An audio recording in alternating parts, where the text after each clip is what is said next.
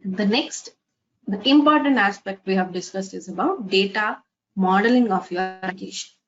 So how you want the data to be in your application? It should be of what type?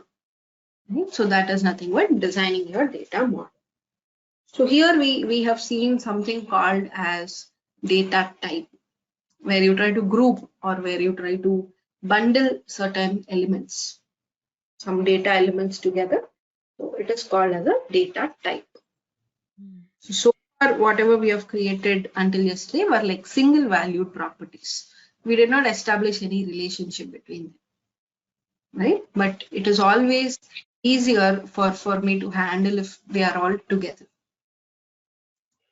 So we generally go with data types. And also one more important advantage here is of the reusability.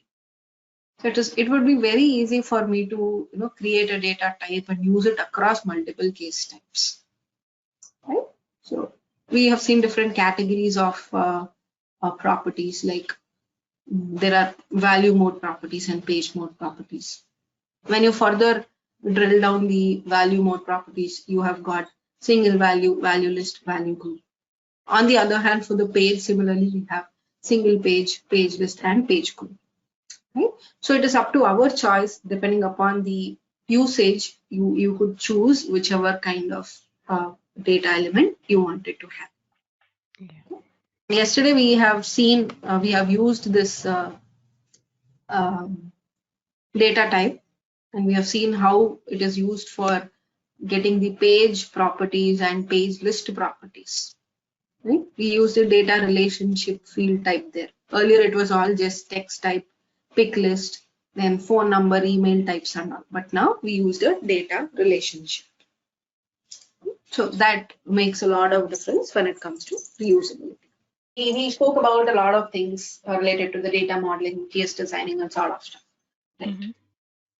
Now, as a developer or as a BA, sometimes you will also be involved a little bit on the debugging aspect as well.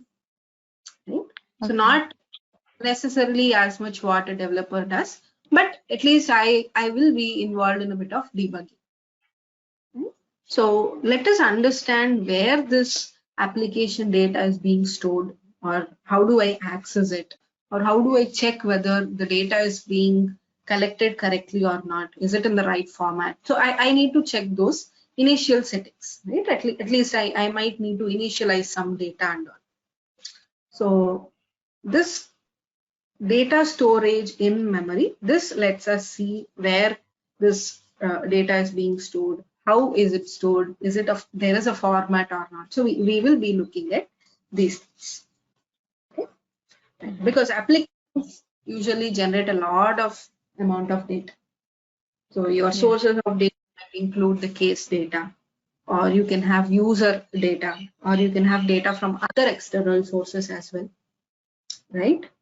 Probably if you're an insurance-based application, you need the history of the customer.